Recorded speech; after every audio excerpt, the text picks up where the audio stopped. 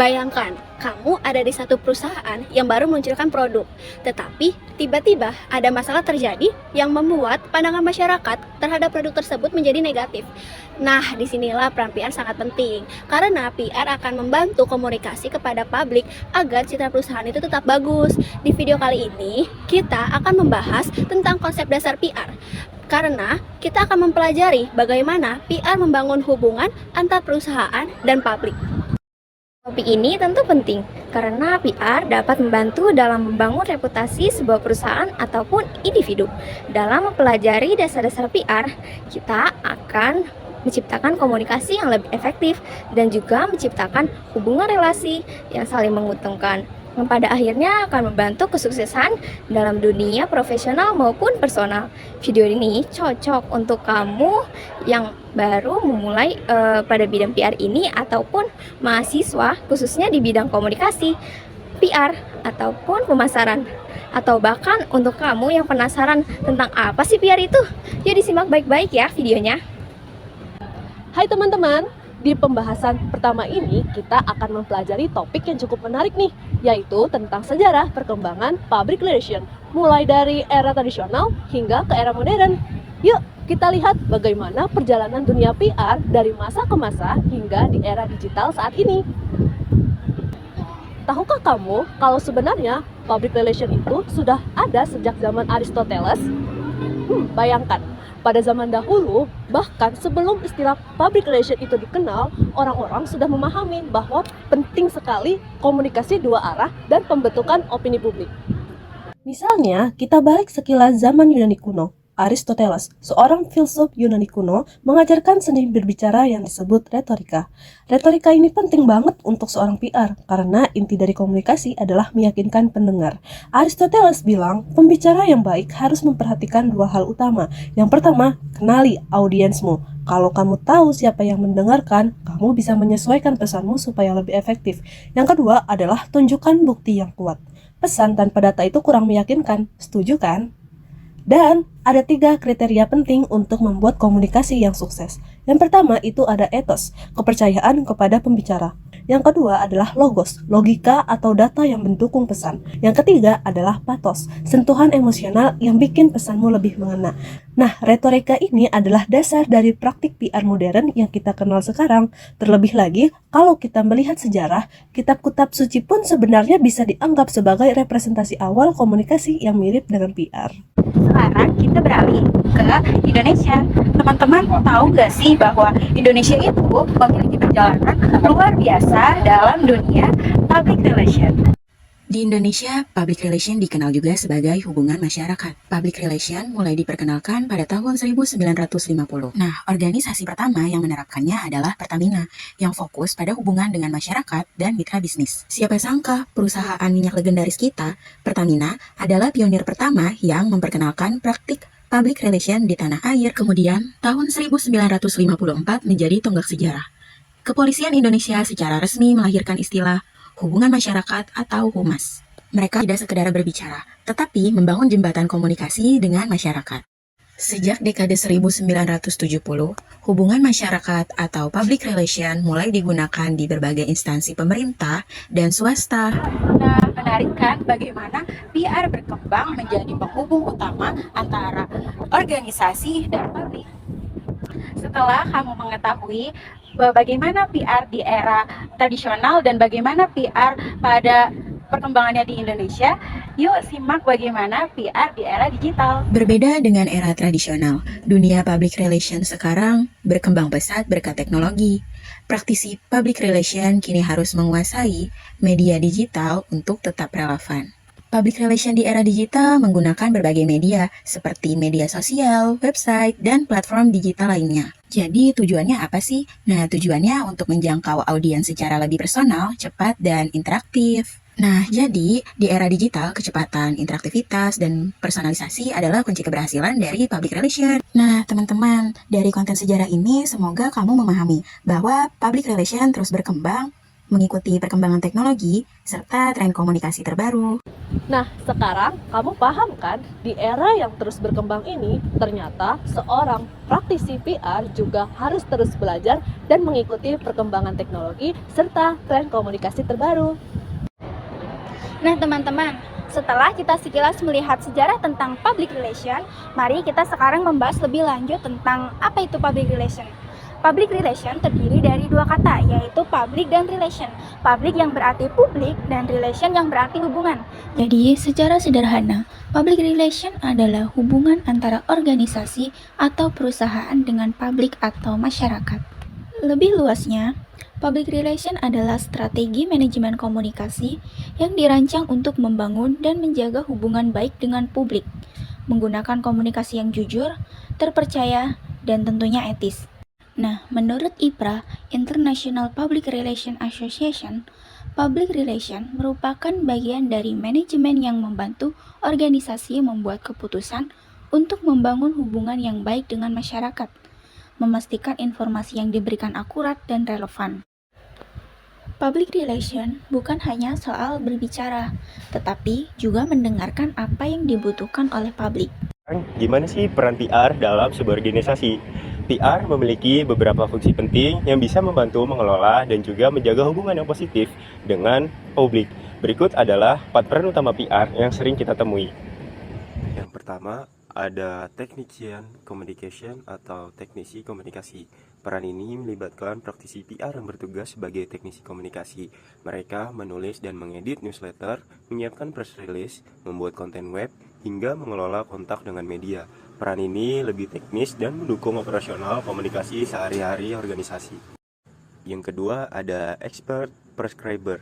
Di peran ini, praktisi PR dianggap sebagai ahli yang memberikan solusi PR. Manajemen seringkali menyerahkan sepenuhnya urusan PR kepada mereka, karena mereka dipercaya sebagai pakar yang memahami cara terbaik untuk menyelesaikan masalah PR di organisasi.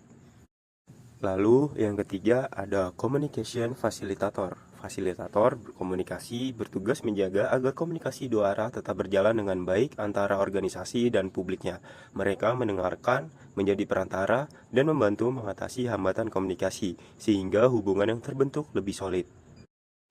Dan yang terakhir, ada fasilitator pemecah masalah. Dalam peran ini, praktisi PR bekerja sama dengan manajer lainnya untuk mendefinisikan dan menyelesaikan masalah yang ada. Mereka berperan penting dalam perencanaan strategis organisasi dan membantu mencari solusi yang terbaik untuk masalah yang sedang dihadapi. Tahukah kamu bahwa public relation juga mempunyai peran khusus dalam ranah pemerintahan? Government Public Relation atau yang biasa disingkat GPR berfokus untuk membangun hubungan baik antara pemerintah dan masyarakat. GPR juga memastikan bahwa kebijakan pemerintah tersampaikan dengan baik dan juga membuka ruang bagi masyarakat untuk menyampaikan aspirasinya. Contohnya, dalam pemilu, Humas pemerintah berperan aktif mengedukasi masyarakat tentang proses demokrasi dan pelayanan publik. Tidak hanya itu, GPR juga bertugas membangun citra positif pemerintah melalui layanan yang transparan dan komunikatif. Fungsi utamanya mencakup 3 hal, yaitu memberikan nasihat tentang komunikasi yang efektif, menyediakan layanan komunikasi yang akurat, dan mempromosikan program pemerintah agar publik lebih terlibat. Dengan komunikasi dua arah yang baik, hubungan antara pemerintah dan masyarakat pun menjadi lebih harmonis. Selanjutnya kita akan bahas tentang public relation organisasi. PR organisasi ini memiliki peran vital dalam membangun reputasi perusahaan. PR organisasi adalah proses interaksi antara perusahaan dan masyarakat untuk menciptakan opini positif, membangun motivasi dan meningkatkan partisipasi publik. Contoh nyata penerapan PR ini bisa kita lihat pada kampanye IKEA, Stay Home selama pandemi. IKEA berhasil mempromosikan kehangatan rumah sekaligus memperkuat kesadaran merek mereka. Begitu juga dengan event maraton Pocari Sweat yang tidak hanya mempromosikan produk tetapi juga mendekatkan merek ke masyarakat. Fungsi utama PR organisasi adalah menjembatani kepentingan perusahaan dan publik melalui komunikasi dua arah. Tidak hanya itu, PR juga membantu perusahaan menyesuaikan kebijakan dengan kebutuhan masyarakat sehingga reputasi yang baik bisa terus terjaga. Jika kamu bertanya bagaimana Indonesia membangun hubungan dengan kalangan internasional, jawabannya adalah PR internasional. PR internasional membantu membangun hubungan baik dengan maupun dengan dunia luar. Fokusnya adalah menjaga komunikasi antar budaya dan menjaga reputasi di pasar global. PR internasional memainkan peran besar dalam bidang politik, pendidikan, dan ekonomi. Contohnya, konferensi internasional di bidang politik, program pertukaran pelajar di bidang pendidikan, dan kegiatan ekspor-impor di bidang ekonomi. Semua ini menjadi bukti betapa pentingnya PR dalam menghubungkan berbagai pihak di tingkat global. Setelah kalian mempelajari 3 poin materi tadi, aku mau ajak kalian buat bersama-sama mengerjakan studi kasus yang akan kita bahas nanti nih, supaya kalian bisa mengukur kemampuan kalian dalam memahami materi public relation yang sudah dipaparkan tadi. Yuk, kita bahas! Perhatikan contoh studi kasus berikut ini. Sebuah perusahaan multinasional bernama Global Connect menghadapi tantangan besar dalam menjaga reputasi dan kepercayaan publik setelah produk barunya mengalami masalah keamanan di beberapa negara. Situasi ini mempengaruhi 3 aspek penting, yaitu hubungan dengan pemerintah karena regulasi, hubungan dengan masyarakat global, dan reputasi internal organisasi. Dalam menyelesaikan masalah ini, Global Connect memutuskan untuk menggunakan pendekatan public relation dengan langkah-langkah berikut. Yang pertama, pertemuan dengan pemerintah setempat untuk memastikan kepatuhan terhadap regulasi. Yang kedua, menjalankan kampanye media global menggunakan retorika Aristoteles, ethos, logos, pathos untuk menjelaskan masalah dan solusi yang sedang dilakukan. Yang ketiga, meluncurkan program Corporate Social Responsibility atau CSR untuk meningkatkan citra organisasi di kalangan masyarakat lokal dan internasional. Dan yang terakhir, melibatkan tim PR modern untuk memanfaatkan media digital sebagai sarana komunikasi utama.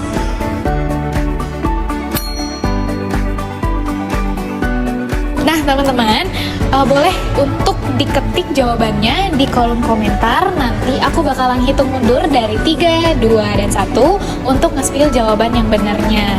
Yuk, coba diketik ya. Berdasarkan langkah-langkah di atas, bagaimana peran public relations pemerintah CPR membantu Global Connect menjaga hubungan dengan pemerintah? Jawabannya adalah GPR membantu memastikan komunikasi yang baik antara perusahaan dan pemerintah, terutama dalam kepatuhan terhadap regulasi. Selain itu, PR juga berperan untuk melibatkan pemerintah dalam penyelesaian masalah dengan menunjukkan transparansi dan komitmen perusahaan untuk mematuhi aturan yang berlaku. Selanjutnya, elemen retorika Aristoteles dalam kampanye media public relation. Yang pertama, ethos menunjukkan kredibilitas perusahaan melalui pernyataan resmi yang dibuat oleh pemimpin atau ahli yang kompeten. Yang kedua, ada pathos, menyentuh sisi emosional audiens dengan menyoroti dampak positif solusi perusahaan terhadap masyarakat dan lingkungan. Dan yang terakhir, ada logos, memberikan penjelasan logis dan didukung oleh data terkait permasalahan dan langkah-langkah penyelesaiannya. Selanjutnya, manfaat program CSR. CSR dapat meningkatkan citra perusahaan dengan menunjukkan tanggung jawab sosialnya seperti membantu komunitas terdampak atau mendukung inisiatif lingkungan. Program ini membangun hubungan yang lebih baik dengan masyarakat lokal dan internasional, menciptakan goodwill dan memperkuat kepercayaan publik. Dan yang terakhir, bagaimana peran PR modern dalam memanfaatkan media digital untuk mengelola komunikasi dan menjaga reputasi organisasi? Peran public relation modern ada 3. Yang pertama yaitu PR modern menggunakan media digital untuk menjangkau audiens global dengan cepat dan interaktif. Penggunaan media sosial, website, dan platform digital lainnya menjadi sarana untuk menyampaikan pesan, menangani krisis, dan mendengarkan umpan balik dari publik. Dan yang terakhir, kampanye digital memungkinkan komunikasi yang personal dan relevan dengan berbagai audiens, meningkatkan efisiensi dalam mengelola reputasi organisasi. Terima kasih telah belajar bersama kami. Hari ini kita telah mempelajari tentang pentingnya public relation dalam menciptakan komunikasi yang efektif dan hubungan yang harmonis. Kami berharap video ini dapat membantu kalian dalam memperluas wawasan dan juga menginspirasi kalian untuk menerapkan prinsip PR pada kegiatan organisasi maupun kehidupan sehari-hari.